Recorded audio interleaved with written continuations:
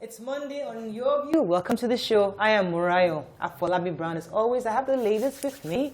Obiajulu, how you doing? I'm doing amazing. Excellent morning. How it's are a you brand doing? new week. Yes.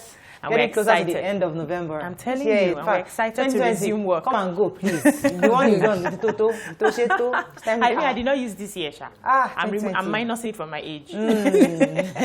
But this weekend, I had an amazing time. So my husband's best friend for over 30 years did his introduction yesterday. So in my head, introduction was supposed to go to like a sitting room setting. What you say, Olu? That's a Yoruba boy. Yes, so Oluwole, the in-laws were ready. They are professors, both parents. The girl in question is a medical doctor. The food I ate yesterday, there was nothing that was not available. They printed brochure. You know, they had conversations with all the siblings abroad. They had like this white screen, and ice cream. There was nothing I did not have for introduction. I'm like, and the wedding is in December. Invite us for the main party. I'm going to storm that wedding. Before Yoruba party. I'm going there with you. We are going to be there. I like Yoruba party. The old one there is not here. And another thing, for the first time, I actually witnessed the introduction, how it's really done. So when they were doing it for my sister, I was busy in the kitchen. I didn't know what was really happening. Yoruba culture is really quite interesting. I had fun yesterday. All the kneeling down, the guys, you see. It was good. I'm fine. It was my sister's birthday yesterday. Happy birthday. The mama baby self, in fact. Happy birthday, sis. Many more fruitful years, Kiki. Her name is Khadija. Happy birthday, Khadija. So she does not. They don't say I did not put name, but she knows. But I'll be speaking at this year's ELEX annual lecture. It's a law firm in West Africa, and they usually have their annual lecture. Myself, Honorable Abike Dabiri, and this Mr. You didn't have clap. For president. I need a laptop to save my life. I wanted to have my speech written because it's a law legal kind of talk. So I wanted it to be something I would present a paper and babe, have you need PowerPoint presentation. No, that's not for me. Just write something. My laptop, everything, desktop, everything packed up. Will help you. I was almost frustrated yesterday. That's so good. Thank you, Julie. So, we saw you. Just tell us how you went. My girlfriend Wumi Oluborode's son was 5 years today. Okay. So all of us went to party. You know, COVID is last. Yes, you went dancing, man.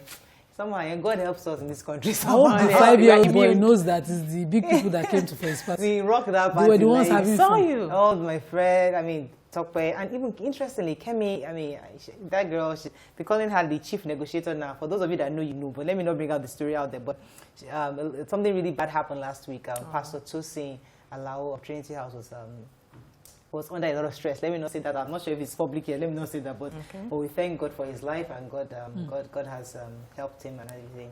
And I also praise Kemi for doing the part she did, and the entire community around him stood up for him. I don't know if it's public, so maybe actually we say that, but at least we thank God for his life.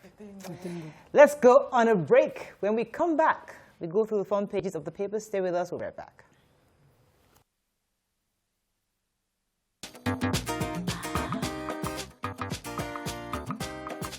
Stay tuned. Your View will be right back.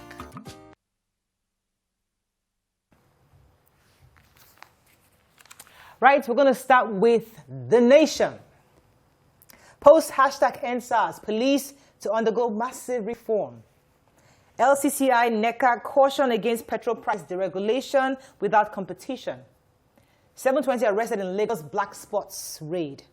And ASO insists on salary payment during strike. Okay, which story are we taking first? LCCI. The LCCI, yes. Yes, so LCCI is saying, this recent deregulation and further price increment of petroleum products by the federal government is not timely, is not well done, because there's no full competition, meaning that they're controlling prices, yet we don't have refineries operating within, and everything is still being exported. So that balance that all of us are looking at towards Uncle's refinery, Uncle's refinery that so I think, would bring is what they're sort of suggesting in the entire article that I read. I thought that article was interesting because he's not saying that it was not wrong to deregulate. We all appreciate deregulation. But he's saying that as you are deregulating, simultaneously we must ensure that local competition is allowed, so that it now reduces the prices and we can now benefit from the deregulation. Makes a whole lot of sense. Yes, let's take Lagos Police Command yesterday said it arrested 720 suspects during a raid in some black spots in Lagos.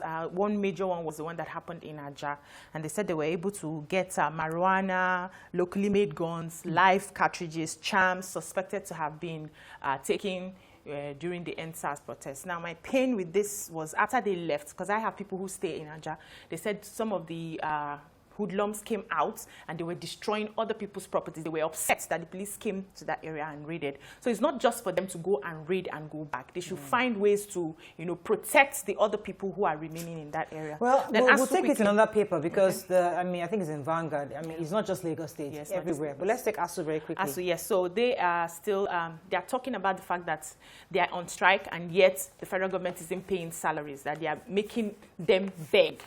Intellectuals are now beggars, and they've not come to any conclusion with all their meetings.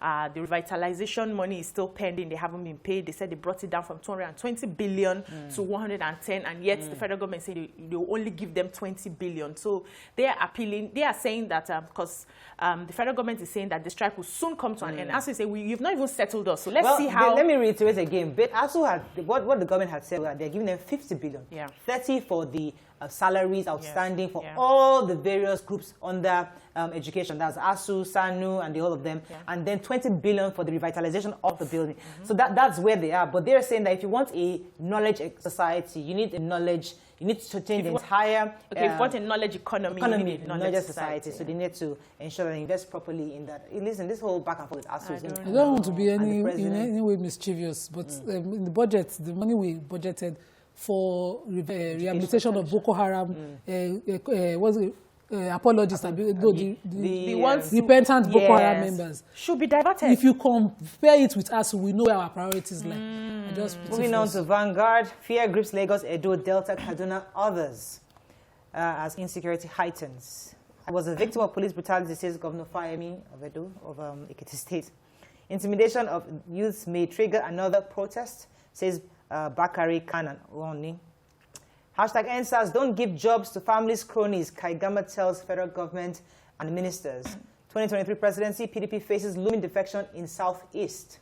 And reps will raise 2021 health budget, says Bajabia Mila.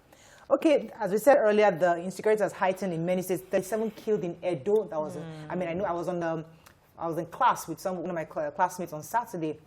And right there, armed robbers were actually robbing her in her neighborhood. And she was hearing the guns. I told her, just close the blinds, lock the doors.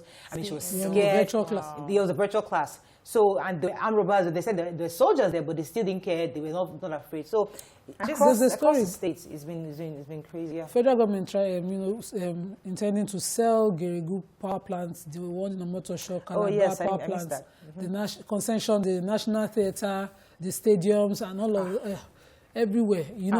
Very detailed story. My fear is the ones that are outright sale.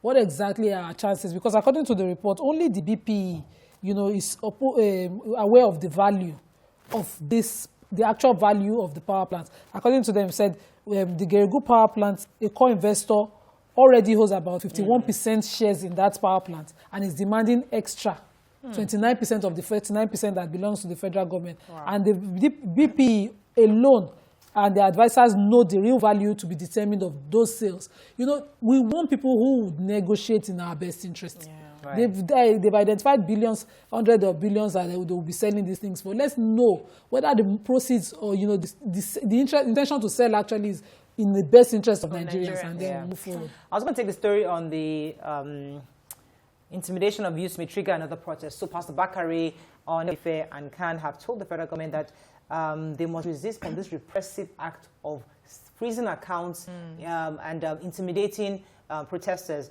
And Pastor Bakari specifically said that the youth are the trustees, are the main nation's trustees of prosperity, and should ensure that you negotiate. This time for sobriety, time to negotiate, humble, time for humility, where you're having conversations with them, not repressive actions like freezing their accounts or even disallowing some of them to travel out of the country. Those are things that can actually start a whole new set of protests across the country. In addition to that, the Afenifere, that's in the Sun. Yeah. Afenifere and Ohaneze Ndigbo, the Middle Belt Forum, they are all condemning the freezing of the accounts of these protesters, saying that they've taken so much time to even find the sponsors of Boko Haram to freeze their own accounts. Why is it they've been unable? In such a short time, they are able to freeze the accounts of peaceful protesters. That this is not the way to go. We need to find a way to talk to everybody, have a conversation instead of just naming people terrorists for protesting peacefully. Exactly. Moving on now to the Nigerian Tribune.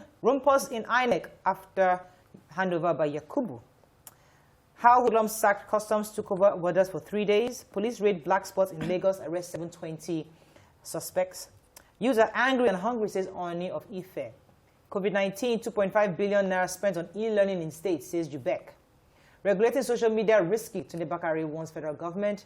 And reps summon NNPC, CBN governor over 3.2 trillion naira unremitted crude oil revenue. Okay, which story are you taking? Major headline. Major headline, yes. So according to the Tribune, the chairperson, INEC chair has stepped aside pending its reconfirmation as proposed by the president to the Senate. But in the meantime, there's this chaos or struggle for power within the INEC because of, as suggested by the Tribune, not my words, that the APC convention, of course, is coming up, and that is most likely the major reason for this power tussle within INEC for certain positions pending before his reaffirmation. He has, according to the as expected by law, has stepped aside until his confirmation on what they are suggesting that the IGP is doing, but certain power play is going on there. Well, and temporarily, Muazu is sitting there right now, temporarily, whilst the whole, they finally confirmed by the Senate. Waiting for that. Okay. Customs. Yes, area controller of the Ogun 1 Command was narrating over the weekend how hoodlums, destabilized the custom officials and opened the borders for about 3 days during the NSAS protest. So they were able to come in with a lot of contraband, and they were able to destabilize all the police stations around the area. But somehow they managed to get their powers back, and they were just actually thanking the communities. Yeah, the army also got involved. It was on October 26th. So I guess they are now telling us their own story because we didn't hear much from them. So October 26th, that happened, and for 3 whole days, they sacked the entire customs, and it smuggled rice, smuggled everything. On my side of town. Imagine that. Rice dropped as low as that then confirms 15 to 12,000 naira per bag.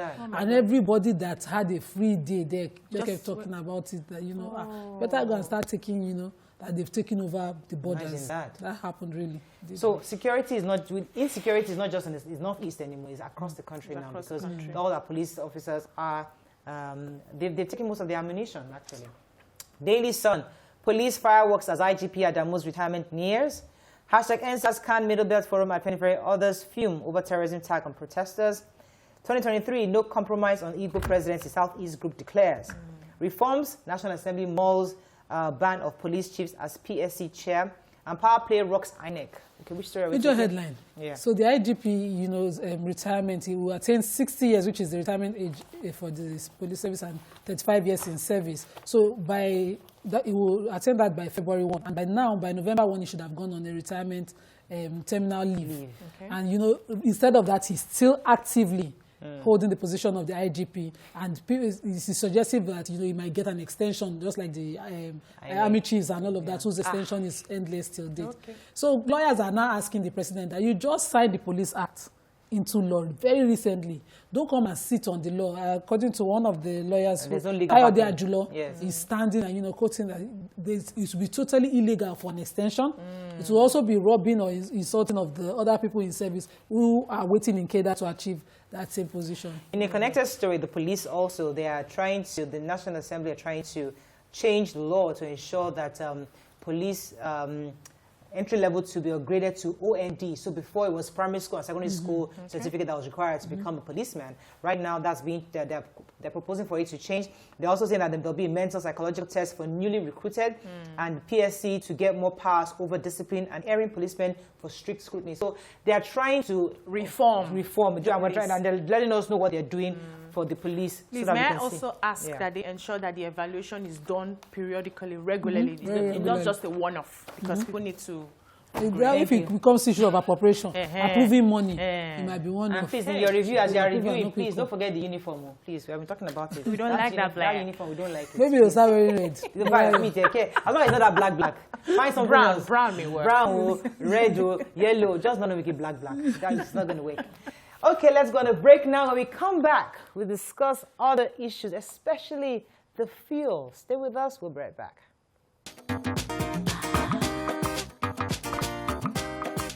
Thanks for staying with us. So the federal government, through its Ministry of Education, revealed to start engaging first-class and second-class upper graduates as teachers, according to the Permanent Secretary, Federal Ministry of Education, Sonny Ekono.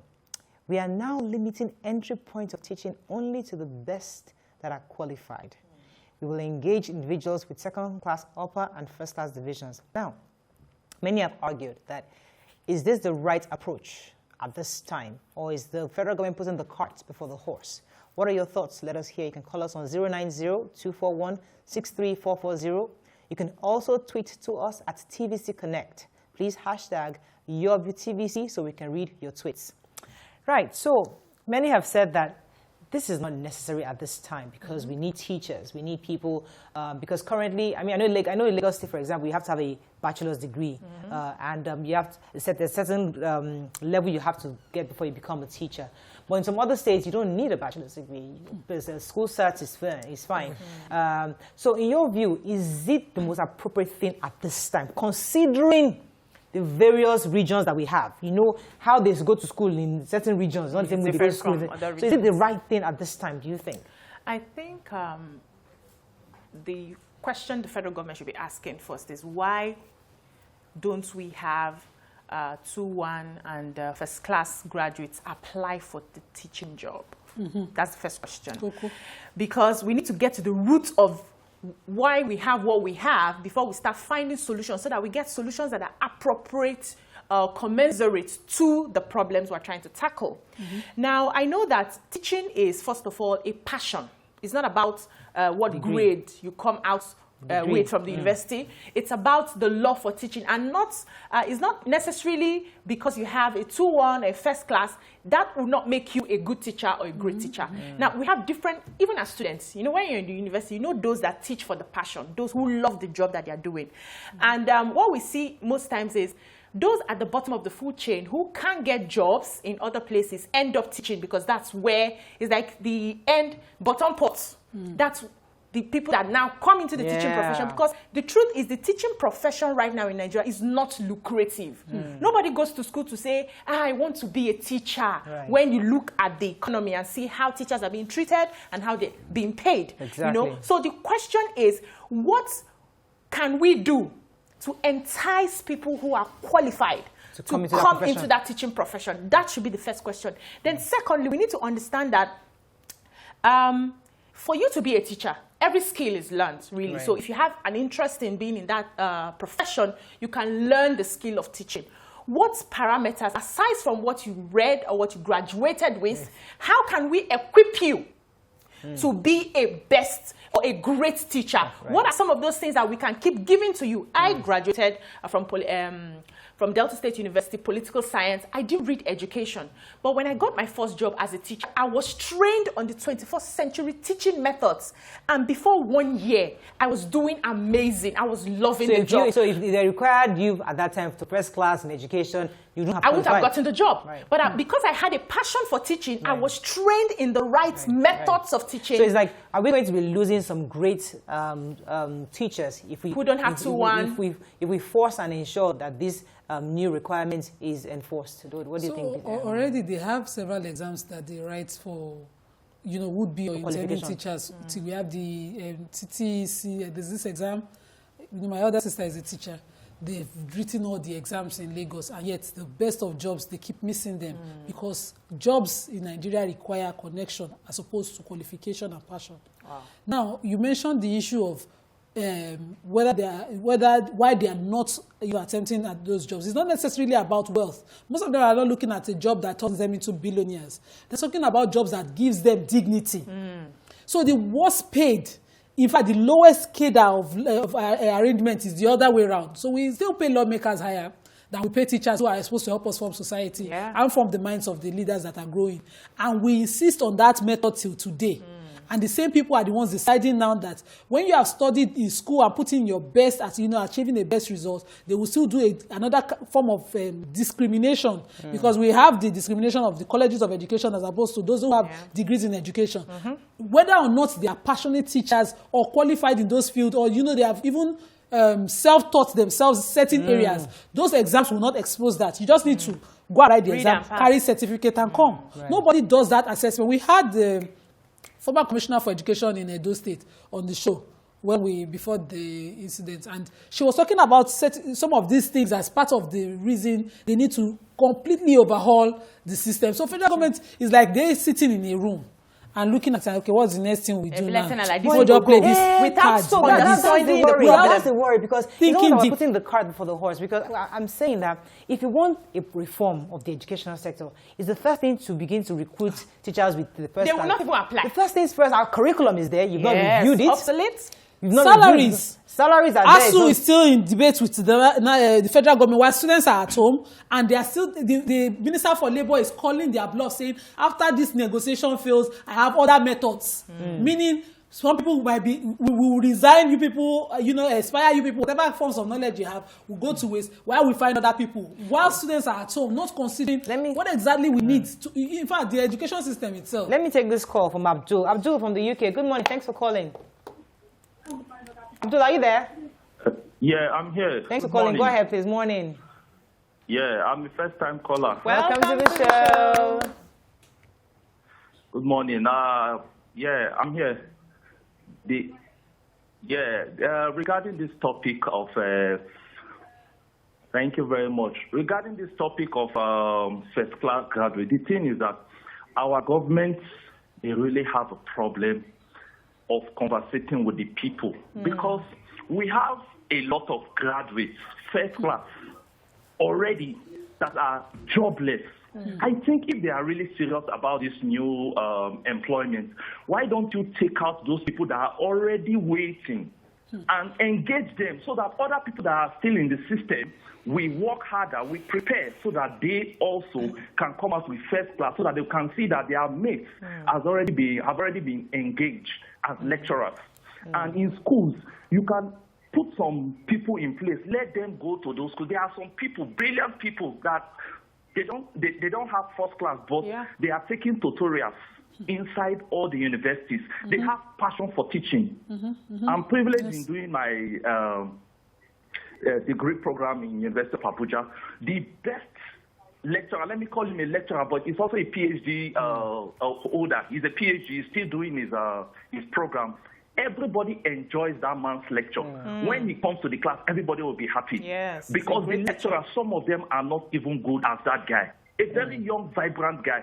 Those kind of people, they should have automatic employment. I think the government, I don't know how else the citizen can engage them. Thank you very much, Abdul. So sometimes it looks as if we copy and paste, because I know that Finland, for example, the teaching profession is like, it's like the highest profession. It's like a most prestigious profession. So if you go to Finland, there are certain levels you must have before you can become a teacher. So if you want to copy and paste and bring what you're doing in the different countries to us, copy rightly now. Copy the right things, or copy at the right time. Yeah, exactly. The lip service is what pains me. So we wanted to create employment, and the federal government, the government of President Muhammadu Buhari, came into power and thought, let's create Empower. Everybody loaded it.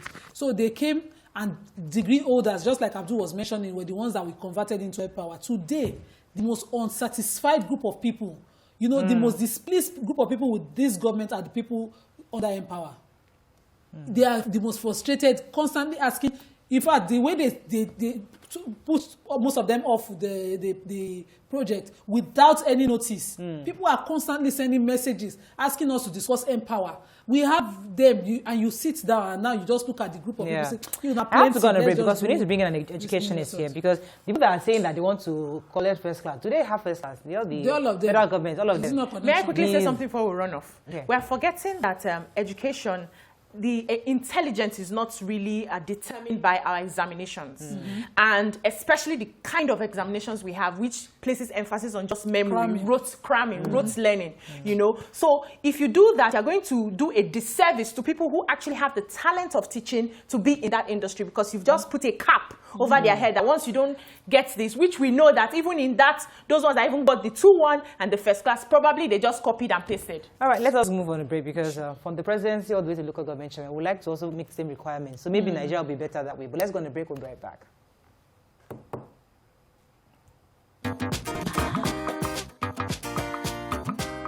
Thanks for staying with us. So you can still call us on 090-241-63440. You can tweet to us at TVC Connect. Please hashtag YourViewTVC so we can read your tweets. We're trying to get Professor Ngozi Osarewe, an educationist, to... Oh, I'm told Professor is on. Good morning, Professor Osarewe. Are you still there? Good morning. You are very faint. Oh, good to have you on. I'll try to speak a bit louder. Can you hear me now? It's better now. It's better. Oh, great. I can hear you. Good to have you back on the show, ma'am. So this conversation concerning increasing the requirement for teachers to become, to have first class or second class upper. What are your initial thoughts on this? My initial thoughts are that those are thoughtless thoughts. You don't just start a policy without thinking it through. How can you wake up and say this must be first class or 2-1 to be employed as a teacher? Number one, do you have the adequate infrastructures on ground to be able to, the enabling environment, to be able to produce those quality of teachers you are asking for? Number two, at the point of admission, who are you admitting? Is it the same faculty of education that everybody sees as a dumping ground? All those that didn't make the cutoff for their program are sent to faculty of education. Number three, assuming that this policy works out of the blues, what happens to all the people that made 2-2 and third class, who are very good students? Exactly. And how and where do you think you can retain a first class holder to be in the classroom?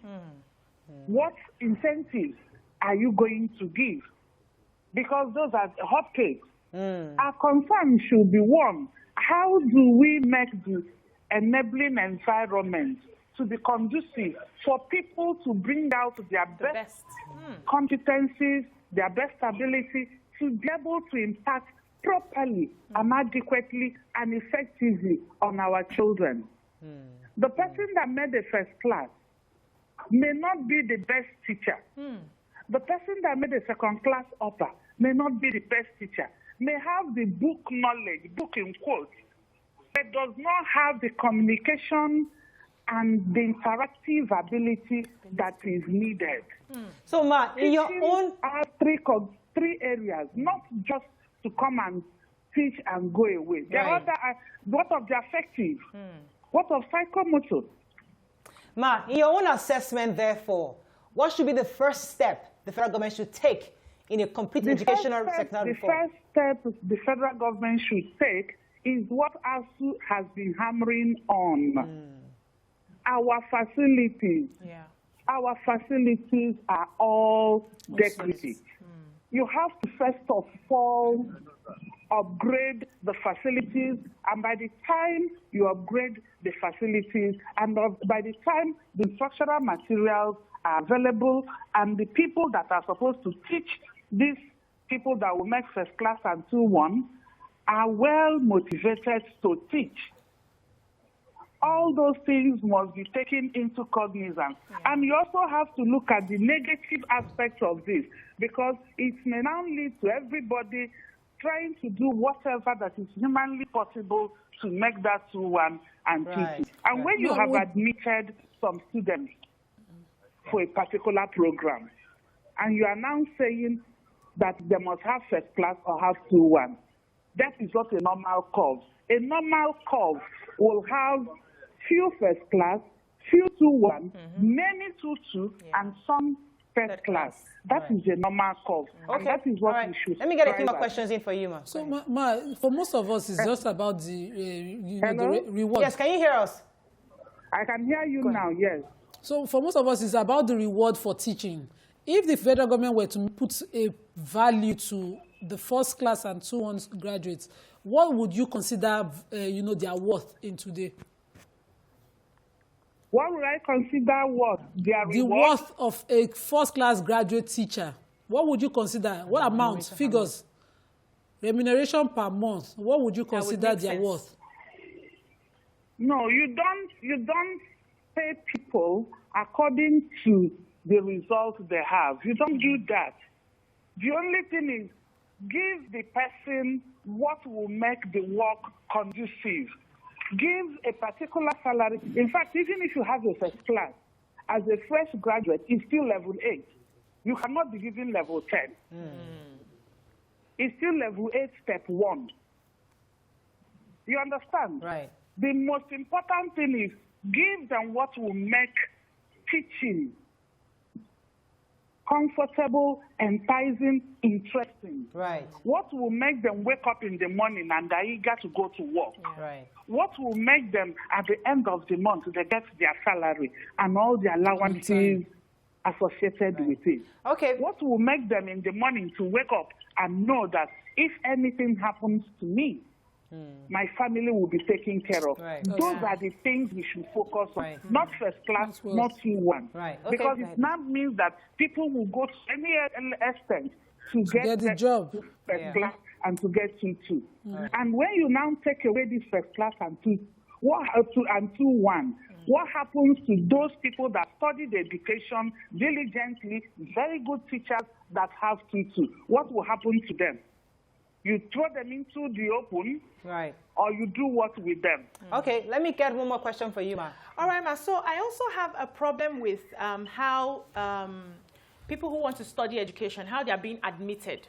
Like you highlighted it when you said they are like the end. If they don't meet the cutoff of the main program, then they just go into the education. Of their desire. Yes. So shouldn't we, place shouldn't we, I don't know how to put it now, but don't reduce the qualifications for those coming into the education department. It's a way of boosting that department as well. Because that is what we have always insisted on. Okay. Admit the people that show the initial interest to study education. If as I bought the JAM form, I filled in education. And somebody bought the JAM form and filled in law and did not meet the cutoff of law. And maybe that person scored 260 and the cutoff is 265, for instance. And I put in education and I scored 240. And you will not take me, and you will now go and take this person. Who wanted the law initial initially. interest is very key. That person just wants to have a degree in the university and walk away. But this person that has shown initial interest, that interest is key in sustaining him or her in the system. And you cannot finish. And those people, even those people, when they finish, they don't stay in education. They leave. Yeah. And you think, we've not bothered to think about the investment that has been made on them and the loss to the educational system. Those are the key issues. We should not put the cat before the horse. The horse should always be before the cat. We should ensure, as a federal government, to provide enabling environment to ensure that every student in any course has what it takes to study such a course and come out. And their interest should be key. You can bring me with a first class and bring another person with a 2-2 and tell us to teach a group of 20 students. The way we would get across to them would be different. Yes. It will be different. Yes. So we should forget this. It is really, really mind-boggling that people can sit down and be thinking about that. Thank you so much, Professor. You pigeonhole people into certain areas. Thank you so much, Professor. That way. Yeah. It does not work that way. Right. I have to let you go now, but are you always, does the federal government ever invite you over for this kind of conversations on education? Because we wonder why it's the kind of people that talk to them. No, it was an announcement we heard the same way you heard it. It's an announcement. You know, all these are things that are being said to make sure they deflate and divert attention on the issues ASU is raising. Right. Revitalization of the university system. Thank you so much, Professor Ngozi Osari. I have to wrap up this, but thank you very much. It's a pleasure having you. It's been a pleasure talking to you. Let's take a few more tweets before we run off. Kayode Kaka says, Nigeria must stop the prevalent policy of anything goes. Teaching has an objective, and it has the methodologies that benefit more. The teaching methods are learned for effective knowledge impact, which book knowledge cannot do. Nigeria must be organized. Obo Lawrence says, a country that cannot pay 30K minimum wage is talking of employing first-class graduates. By the way, is the learning environment conducive for the first class to be produced? Andrew in Streetsam says, a first-class graduate who made first class or 2-1 shouldn't be the requirement for becoming a teacher. It's not rocket science. You need a teacher for students who has a great communicative skill, and enjoys their work. And I think that's the summary of, you know. Okay, as we wrap up, I think it's important for the federal government to engage people like Professor Ngozi, because stakeholders in this kind of conversation. You don't just wake up one morning. You know, I know somebody that went to the World Education Forum earlier in the year, and those who represented Nigeria, he said it was just disgraced, it was embarrassed to see the kinds of people that came to represent us. I mean, it's unfortunate, but we should have proper educational sector stakeholders to be part of the conversations on education in Nigeria. Let's go on. When we come back, the issue of increase in fuel prices, that's hot. Stay with us. We'll be right back. Thanks for staying with us. So as Nigerians continue to be poor and have low purchasing power due to the rise in the prices of essential commodities and transportation fares, Nigerians are angry at the announcement of an increment in petrol pump price from 160 naira to 170 naira per litre. Now, you can give us your view on 090-241-63440. You can also tweet to us at TVC Connect. Please hashtag your VTVC so we can read your tweets.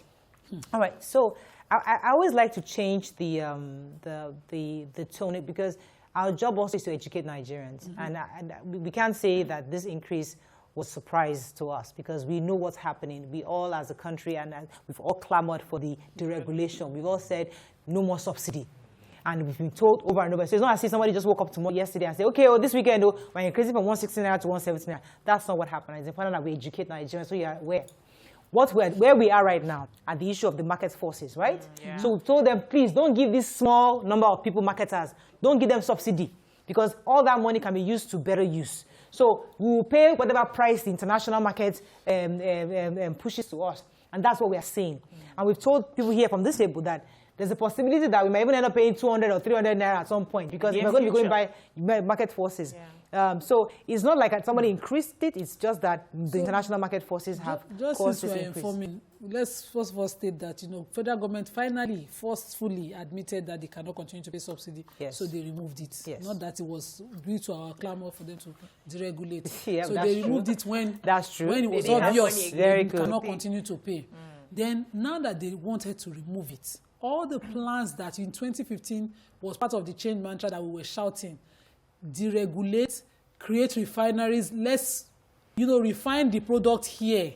And that's the strength, the economical strength of competition that we were thinking. Imagine that local refineries, at least 2, 3, or even the ones we had existing that, they were moribund, those ones were put to good use, and they were, revitalized and put back to use. And we're refining certain products here, and people said, okay, no, for the best quality or for cheaper prices, they were bringing in from wherever they are still buying, refining crude now. And people had the option of, I will take this, it's for my, it becomes like, what do they call it, elite food. And some people say, no, it's basmati, no, it's local rice. It will become like that. It will be your choice. But now everybody is faced with that hardship. And as long as we do not still have that local refining capacity, every government that has passed through Nigeria from the day they created this country today has failed. That's the way I see it. This morning, I was in traffic at about 6 a.m. And I was hearing 6 a.m. when there's no traffic yet. CMS 300 naira. Oh my God. The last time I took CMS by bus, because I like to do it once in a while, I was thinking 150 was too expensive. This money, the thing has doubled. And that's how hardship will continue to come, and it will spread, because we were thinking usually the cost of petrol and transportation affects cost of food. Every other thing. In the papers this morning, I don't know how I missed the story. I took the story of how food prices has gone up astronomically. Yeah. We talked onions. Onions I was saying was 85. It's 100,000 naira per bag, from 50,000 to 100,000. We have yam, 5,000 naira for a dozen. The big tubers. Things have just continue to go up, and everybody has to come to market. By transportation is something that government must see holistically and sincerely look. It's not this lip service. If this government must be remembered well by posterity, let us have refinery before they go. Exactly. Very important. So I'm worried that the common man will be the ones to face all of this. It's not pinching the government. Theirs is just to put that regulation there, announce whatever it is that they announce, and the people that bear the brunt are the people who are going to be in the markets, who are going to take transportation to their workplaces, who do not even understand what is happening. They just see hardship all around. That's my fear. But in terms of refinery, I know that there's a Walter Smith refinery in Imo State, which they have started buying from. So hopefully when Dangote's refinery starts and we have more people, hopefully the market forces, it will now become a what you call competition, and the prices would hopefully fall. But in the interim, I would have wanted to ask, is there any way the federal government can stay these increments? For now, people are still... So that's what I'm saying. They didn't increase. It's not like somebody woke up one morning and increased. It's important that we get the narrative right. So Nigerians understand. Nobody woke up one morning and said from 160 naira to 170 naira. But the it basically price goes strictly about how it is being demand and supply internationally. That's why the LC man boss was saying it in the papers today. Until we have local refineries, if we have the modular refineries, we have Dangote's refinery, we now have it here localized, where you get the crude and you produce here. It will be cheaper for us. It's not a real competition, but we will not get the effects of deregulation by what we are doing right now if we are still importing everything. So it's important that Nigerians understand it very clearly. But our guest is an economist, Michael Adeleye. He's going to be shedding more light so that Nigerians understand, because it's always easy to say, oh, federal government has increased, though, look at them, oh, poverty is in the land, though. We can do the regular lamentation, but it's important for us that Nigerians understand the stake. And then if we're going to prod the federal government, let us push them in the right direction, exactly what we need them to do. So, Mr. Michael Adeleye, thanks for joining us. Are you there? I'm so sorry. We lost that. We're trying to get him back. But so generally, I mean, yes, the prices are high. Nigerians are not happy because even just like you said, transportation costs have increased. Super.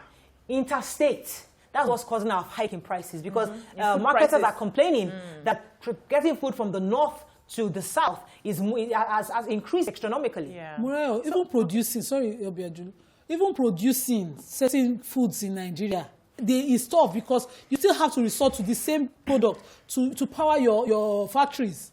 We don't have constant power in most of our factories. And if you now sit down and say, let's just leave it to deregulate the sector and let things flow by themselves, we will continue to have issues of palliatives, people breaking into people's warehouses. Life is tough already as it is. So what actually happened was that the ex-depot price was increased to 155 per litre, and then a memo was sent out to marketers that you have to take your prices up to 170. But I am worried, because the way our market is, when things increase, like you're selling for 10 naira and things increase, and it hasn't gotten to you, you still have your old stock. Yes, but you now inflate your prices because you hear of the increment. So I am suspecting that is what has happened over the different filling stations.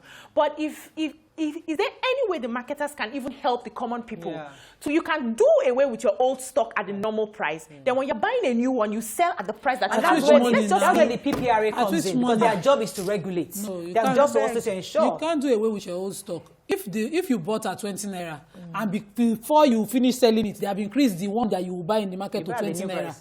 You have to make the money that is the difference. Because when you are going there, you go and collect loan to go and join business without profit. So, but that's where PPRA comes in, because their job also is to ensure that the marketers don't overprice. And they're to ensure to regulate the prices so that Nigerians can afford it. We're still trying to get our guests talking. Do we have any tweets on this matter? Mr. Michael Adeleye, who's an economist, and he helps us understand how we can get around this. And I was really, really I was taken by the comments for, was it what the LCCI boss this morning? Okay. And one of the key things he also said is that Nigerians are really hoping that the regulation will be like a magic wand, but it wasn't going to happen.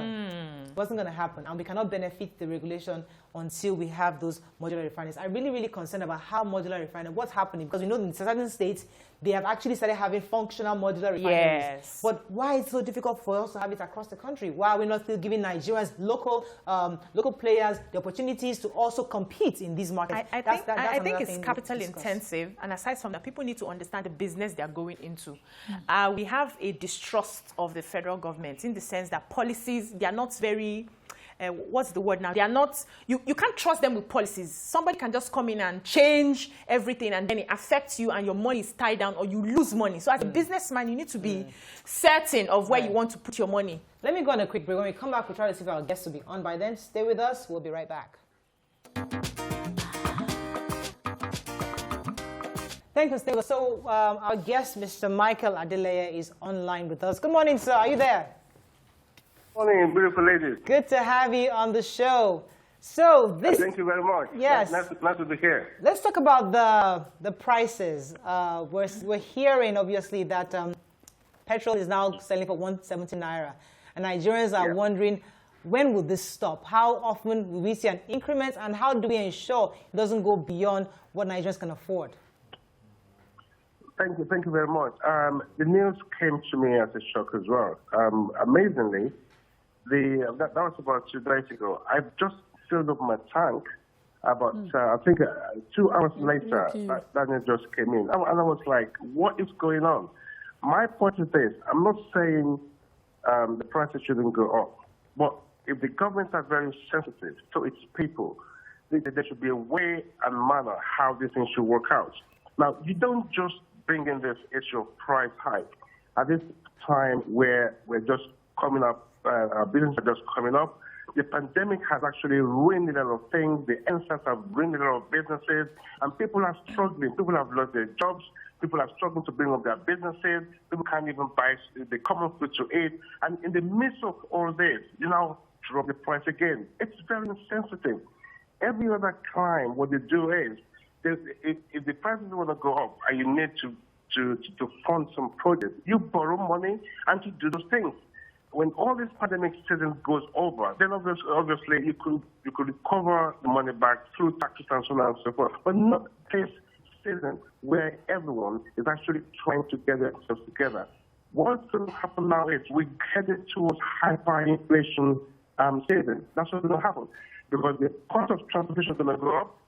The cost of food is going to go up. Every part of the economy will have to bear the brunt. No, Mr. Adeleye, would you say that this wasn't expected? Because we all hear when we heard that federal government deregulated the sector. So would you say it came as a surprise to you? Did we not expect that prices will go based on international market forces?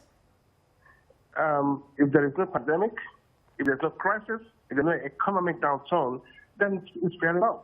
Now, if the government says to the corporate, look, listen, we're supposed to hike the price at ABC 1, 2, 3, but we couldn't do that now because we are very sensitive to our people. What we're going to do is we'll borrow money to actually subsidize that increment. That is understandable.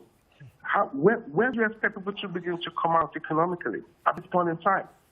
Now, the Ministry of Information that is supposed to be disseminating information to its people, it's dead at the moment. They're not functioning.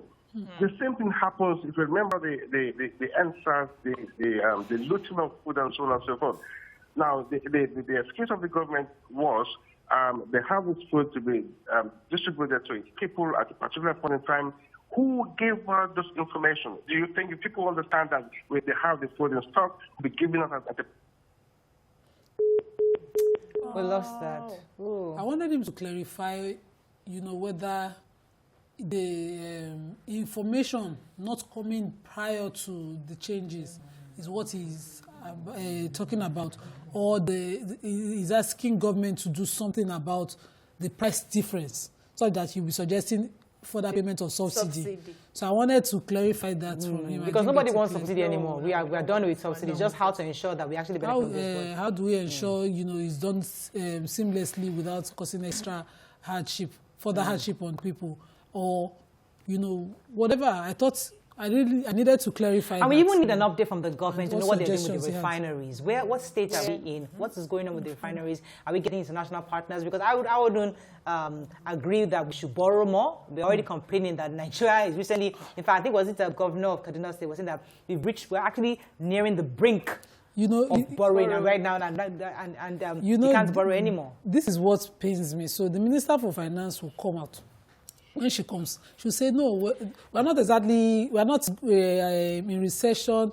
We can still borrow. And then when we borrow, you say she'll come in a week or two and warn us that we are reaching the brink. We should manage how we are borrowing, and then they'll borrow again. Let me take this call from Niger State. Buhari from Niger State. I hope you're not our president. Yes. Thanks for calling. Go ahead, please. Hello. Good morning. You're live. Go ahead, please. I'm Buhari Umar from Niger State, Mina. Yes. Go ahead. You're welcome. I just want to talk about the issue about the education first class and first class about recruitment for. It's your view. Go ahead, please. Okay. The issue is it's not about first class or second class. When the remunerations are for, nobody will be willing to go into that sector. Whether you make it first class or second class lower, when somebody get alternative job, they will always go away. The best thing is you make it befitting that they will earn like their counterparts in other sectors. Once it's lucrative, there's nothing wrong in making first class or second class as that requirement. If you want to get into that, it means first criteria, you must get those requirements for the second class or first class. Then at the same time, there are other criteria with practical aspects. Oh, you have the requirement. You have the ability to communicate and all that thing. And these are what is entailed in other clients. And going into that, there's need for getting the best into education sector. Thank you very much, Buhari. Today, look at what the private schools are doing. Who is willing to take our child to public school? Because there's nothing there. Right. So we need to make the best of this place. Thank you so much, Buhari. We have to wrap up very soon on this. Let's have a tweet for a run-off. Ogumola Emmanuel says, we've been crying for revitalization of our refineries for donkey years. The truth is that the government focuses on recurrent expenditure capabilities than reformative developments. They failed to develop the one thing holding the country's economic drive. That's all. Obo Lawrence says, why didn't the government encourage modular refineries before talking about deregulation? They don't pay for fuel or foodstuffs with their own salary, so they don't care. It does not affect those in power. It's the poor people. Unfortunately, that's all we can take on that one. Unfortunately, our guest was disconnected. We tried to reach him again. We couldn't get through to him. But we'll continue to monitor, and hopefully, I think it's important for us to continue to remind the government of the need to ensure that local players are encouraged into that sector and to provide them with the support they need so that at the end of the day we can all benefit from this removal of fuel subsidy.